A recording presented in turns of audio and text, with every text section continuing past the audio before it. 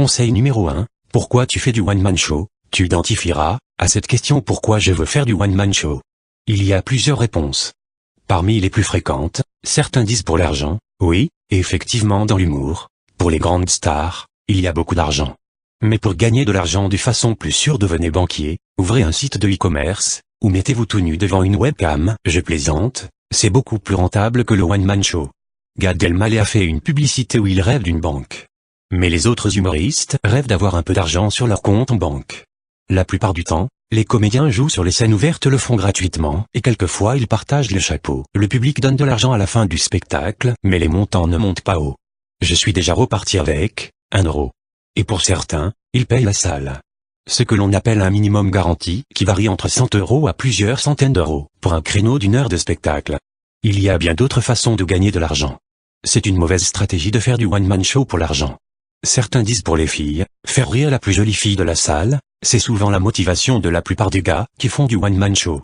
C'est honorable, mais c'est beaucoup d'énergie et de travail pour attirer l'attention des filles. Une inscription sur Badoo vous permettrait d'atteindre le même niveau d'attention de la gente féminine. Certains disent pour que les gens m'aiment, c'est bien, c'est une bonne chose et bon moteur.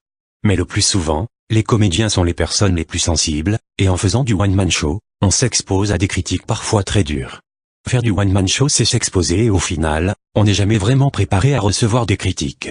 Dans la vie de tous les jours, c'est assez rare que des inconnus vous critiquent par écrit sur des sites internet. Quand tu fais du one-man show c'est possible.